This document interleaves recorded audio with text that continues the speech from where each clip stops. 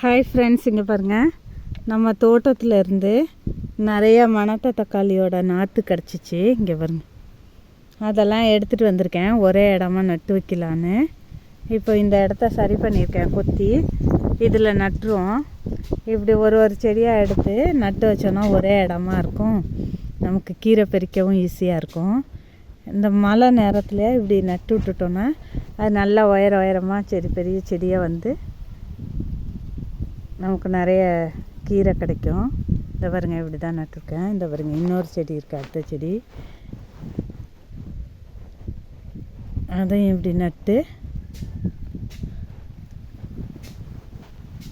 இப்படி வச்சுட்டோம்னாக்கா அது ஒரே இடமா இருக்கும்னு எல்லாத்தையும் பிடுங்கிட்டு வந்து நட்டுட்ருக்கேங்க.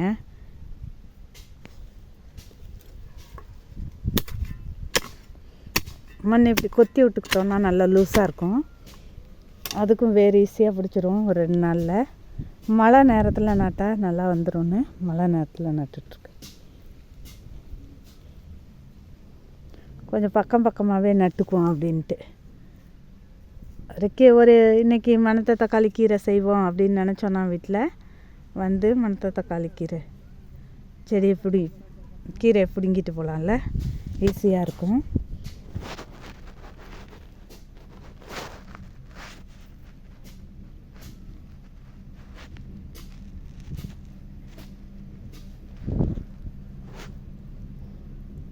வெயில் நாளில் கொஞ்சம் தண்ணிக்கு தாங்க கஷ்டமாக இருக்குன்னு இப்போ ஒரு போர் வேறு புதுசாக போட்டிருக்கோம்.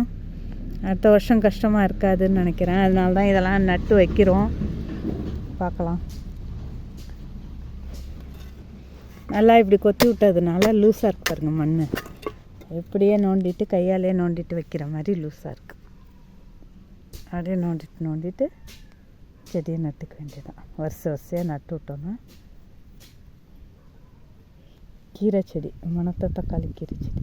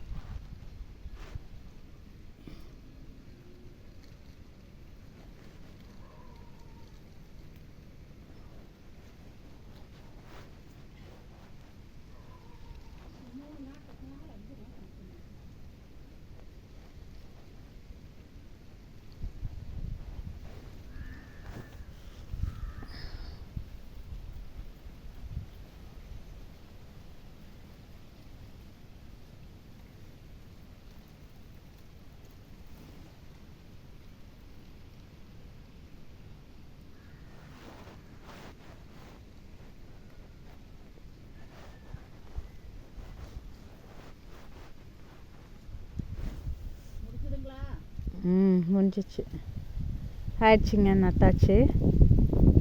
அடுத்த தடவை வரும்போது கீரை காமிக்கிறேன். ஓகே ஃப்ரெண்ட்ஸ், தேங்க்ஸ் ஃபார் வாட்சிங்.